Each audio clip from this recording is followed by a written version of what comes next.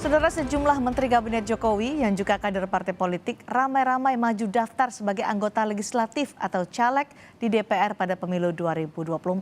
Berkaca pada pemilu 2019 lalu, Jokowi mempersilahkan menterinya maju sebagai caleg. Jokowi mengatakan menteri yang mencalonkan diri sebagai anggota legislatif tidak harus mundur, tapi wajib untuk cuti. Komisi Pemilihan Umum (KPU RI) sudah membuka pendaftaran caleg sejak 1 hingga 14 Mei besok. Sejumlah Menteri Kabinet Indonesia Maju di kepemimpinan Presiden Joko Widodo dan Wapres Ma'ruf Amin mencalonkan diri sebagai anggota legislatif atau caleg DPR RI pada pemilu 2024 mendatang. Selain sebagai menteri, mereka tetaplah politisi yang merupakan kader partai politik yang tetap memerlukan suara elektoral dan keterwakilan di parlemen. Lantas, bolehkah menteri yang sedang menjabat menjadi caleg? Putusan Mahkamah Konstitusi atau MK nomor 57 tahun 2013 menegaskan bahwa menteri tak harus mundur untuk mencalonkan diri sebagai anggota DPR, DPD, ataupun DPRD.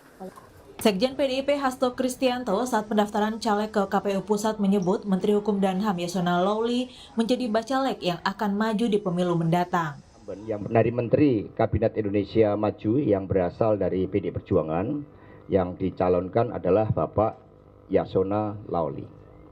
Di luar itu semua fokus untuk membantu Bapak Presiden Jokowi dan Kiai Haji Ma'ruf Amin agar mencapai legasi yang setinggi-tingginya untuk rakyat Indonesia. Dari Partai Nasdem, Menkominfo Johnny G. Plate dan Menteri Pertanian Syahrul Yassin Limpo maju sebagai caleg DPR RI. Menteri ada dua, Syahrul Yassin Limpo dan Johnny Plate, itu yang maju. Dapilnya sama, Syahrul Yassin Limpo Sulsel 1, Johnny Plate NTT 1. Dari PKB juga ada dua menteri yang akan maju sebagai caleg. Ada Menteri Ketenagakerjaan Ida Fauzia dan Abdul Halim Iskandar, kader PKB lainnya yang juga menjabat Menteri Desa Pembangunan Daerah Tertinggal dan Transmigrasi. Angela Tanusudibio yang kini menjabat Wakil Menteri Pariwisata dan Ekonomi Kreatif akan nyalek lewat Partai Perindo. Afriansyah Ferry-Nur, Wakil Menteri Ketenagakerjaan akan menjadi caleg Partai Bulan Bintang atau PBB. Ia bahkan hadir langsung saat pendaftaran di KPU bersama Ketum PBB Yusril Iza Mahendra. Jadi saya kebetulan Sekjen dan Wakil Menteri Ketenagakerjaan nyalek dari Dapil Jabar 5, Kabupaten Bogor. Jika melihat pengalaman di pemilu 2019 lalu, saat itu Jokowi mempersilahkan menterinya yang akan maju sebagai caleg. Saat itu Jokowi mengatakan menteri yang mencalonkan diri sebagai anggota legislatif tak harus mundur dari kabinet, tetapi wajib cuti. Pemilu 2024 sudah di depan mata.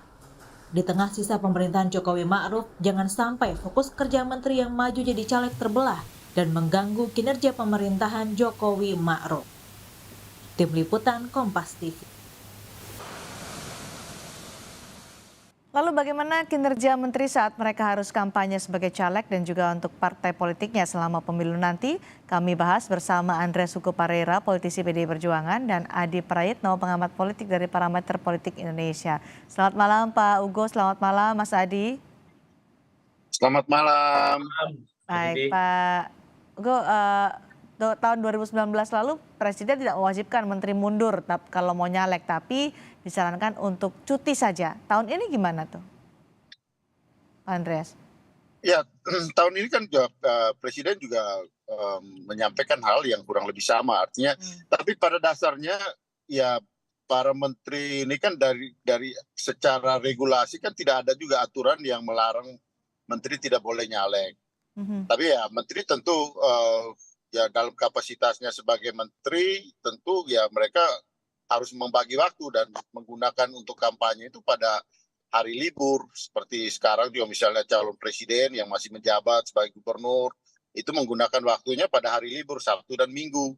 Hari-hari bukan hari kerja lah gitu, atau hari libur. Nah sehingga ya sebenarnya hal ini sudah berlangsung dari ya pemilu-pemilu yang kemarin gitu. Pemilu-pemilu sebelumnya. Oleh karena itu menurut saya ya tinggal ya bagaimana partai-partai menempatkan mereka, karena mereka ini juga para menteri sama aja juga dengan para Nah, artis. kalau partai yang PDI Perjuangan banyak. gimana soal menteri yang nyalek? Karena kan ada Yasona Lawli, kemudian ada beberapa menteri lagi untuk menyalek. Ya dari partai-partai yang lain, karena menteri ini kayak misalnya Pak Yasona Kalau Lawli PDIP juga gimana? beliau juga PDIP beliau juga menyarankan menteri yang nyalek gimana?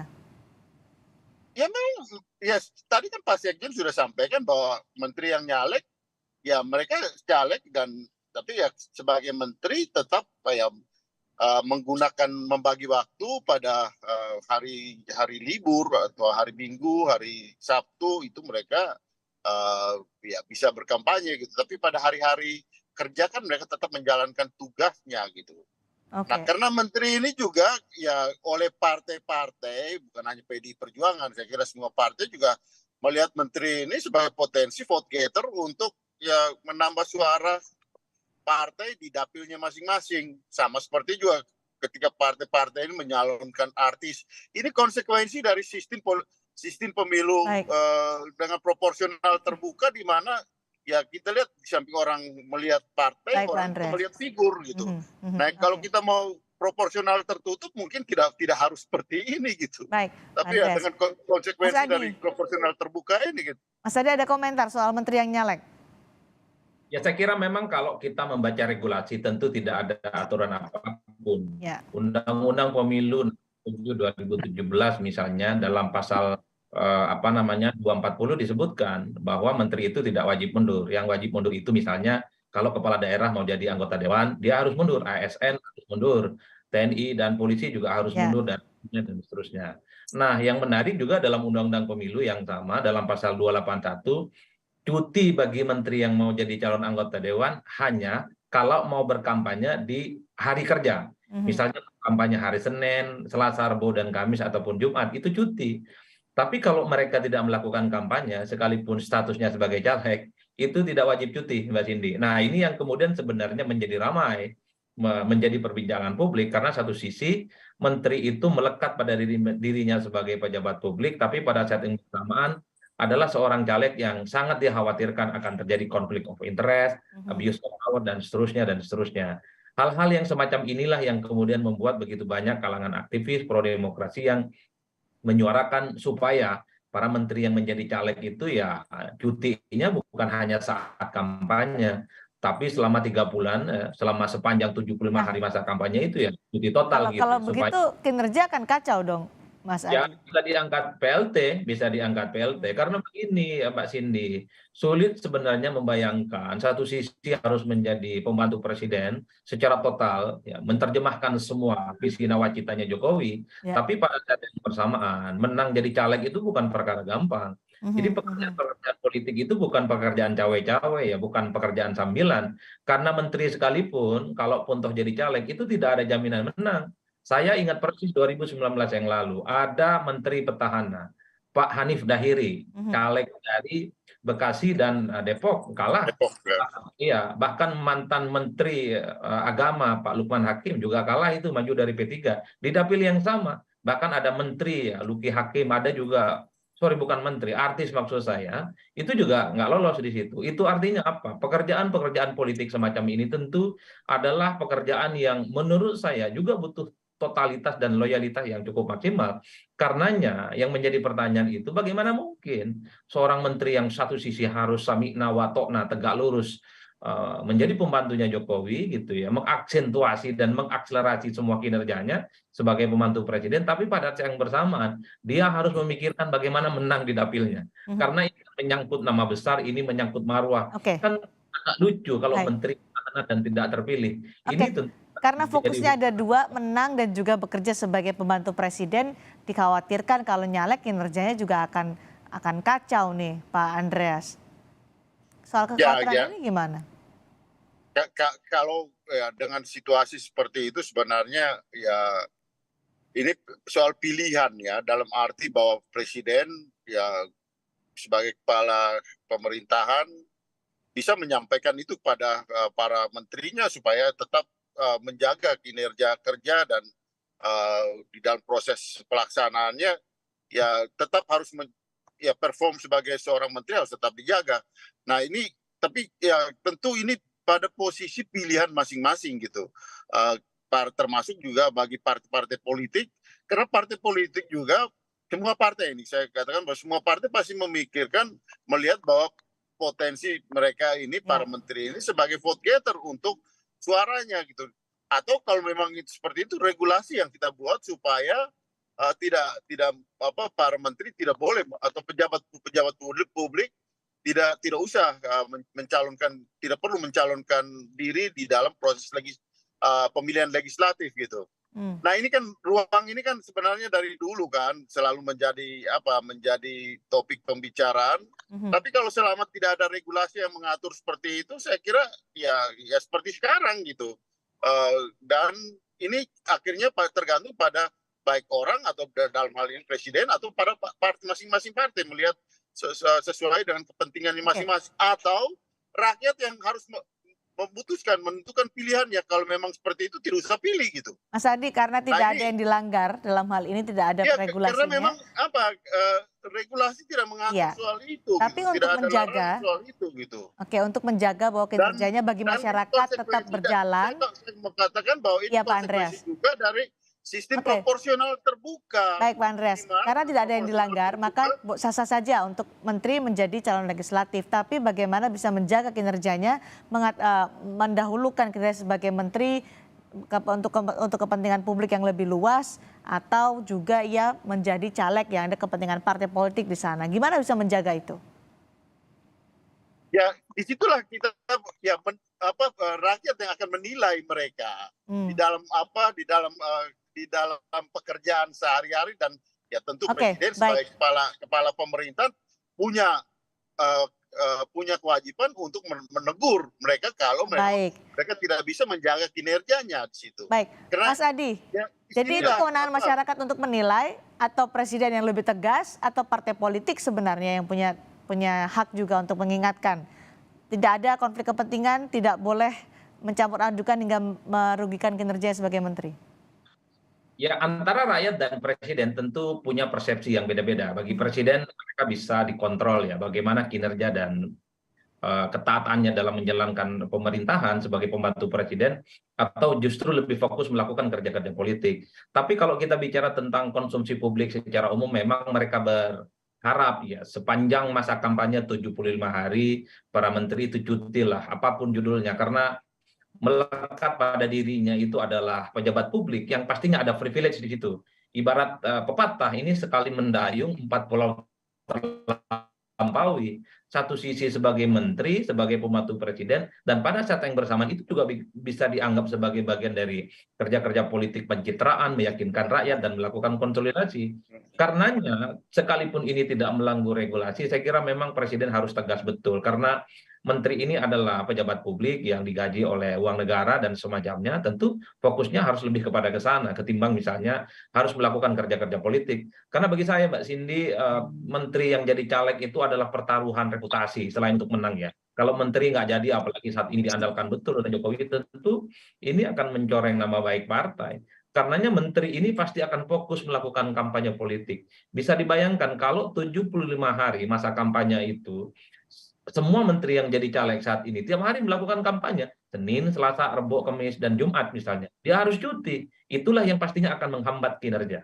Sekalipun ada posisi wamen, tapi kan wamen tidak bisa mengeksekusi keputusan-keputusan politik strategis. Jadi guidance-nya saat ini adalah di presiden. Kalau presiden misalnya menganggap caleg-calegnya ini nggak maksimal yang merangkap sebagai menteri, memang harus diganti ataupun diminta cuti secara total. Karenanya inilah yang saya sebut ada distingsi. Ada jarak yang cukup jauh antara persepsi publik dengan keinginan presiden. Secara regulasi peran parpolnya gimana tuh Mas Adi? Agak rumit memang, agak rumit, karena sekalipun cuti itu kan misalnya cuma cuti di saat kerja. Kalau nggak kerja, dia melekat dirinya sebagai pejabat publik, semua fasilitas dan atribut negara akan melekat pada dirinya. Jadi treatment terhadap menteri yang caleg ini pasti akan mendapatkan privilege dari rakyat, akan mendapatkan sambutan yang agak beda, akan mendapatkan kartu merah dengan caleg-caleg yang lainnya. Tapi itu tadi, dalam sistem proporsional terbuka, ngeri-ngeri sedap juga menteri itu takut kalah dengan caleg-caleg di internal partai yang nomor urut 6, nomor urut 7, nomor urut 10, dan terusnya. Ini yang saya agak rumit ya, makanya saya termasuk orang yang menyarankan cuti selama 3 bulan. bagi menteri yang menjadi caleg, karena fokus kerja menteri dengan fokus pemenangan itu adalah hal yang tidak bisa dikawinkan. Itu butuh fokus dan butuh kinerja yang saya kira tidak bisa cawe-cawe. Jadi menteri itu harus total, kerja politik pun juga harus total. Manusia, caleg pasti punya keterbatasan dalam konteks itu. Oke, Pak Andreas, PDI Perjuangan kan partai pendukung pemerintahan Presiden Joko Widodo. Gimana PDI Perjuangan juga membantu Presiden memastikan kinerja di akhir masa jabatan tidak terganggu dan bisa meninggalkan legasi yang baik, tidak terganggu dengan menteri-menteri yang menyalonkan diri sebagai anggota legislatif tahun 2024 nanti? Ya pasti dong, artinya kita selalu bicara soal ya positioning para menteri ini ya dalam arti bahwa mereka bukan hanya menteri PDI Perjuangan, tapi semua menteri untuk mendukung perjalanan politik dari perjalanan pemerintahan dari Presiden Jokowi sampai selesai sehingga meninggalkan legasi yang baik gitu. Nah cuma ya tadi itu kita selama tidak ada regulasi yang pasti, ini ya soal yang berikut adalah bagaimana sikap presiden soal ini gitu. Karena ya PDI Perjuangan bisa ini, tapi kalau menteri-menteri dari partai-partai yang lain melihat ruang ini sebagai hal yang kemungkinan untuk mereka memanfaatkan sebagai vote getter, ya tentu ya akhirnya yang satu mundur, yang lain tidak mundur gitu. Dan juga saya mau katakan bahwa kalau memang mau melarang, lebih baik membuat regulasi seperti regulasi yang jelas sehingga dengan demikian ke depan menteri tidak lagi ikut di dalam proses pencalekan atau harus cuti misalnya. Dan itu bisa melalui kita akan tunggu nanti bagaimana arahan Presiden untuk menteri-menteri yang nyalek ya. Mengharapkan bahwa ini PDI Perjuangan bahwa akan ya menarik menterinya. Saya kira ya disinilah soal bagaimana pilihan dan antara kepentingan ya bagaimana mereka menjadi vote getter ke depan di dalam proses pencalekan ini, dan juga ya tentu ya kita berharap atau kita yakin bahwa perjalanan mereka di dalam proses pileg ini tetap harus menjaga kinerjanya. Baik, kita tunggu nanti bagaimana arahan dari Presiden. Kalau 2019 boleh, tapi cuti. Tapi tahun ini kita nggak tahu. Mas Adi berharapnya 3 bulan ya cuti, tapi mudah-mudahan tidak mengganggu kinerja. Terima kasih Mas Adi Praetno, terima kasih juga Pak Andreas Hugo Parera sudah bergabung di Sapa Indonesia malam hari ini.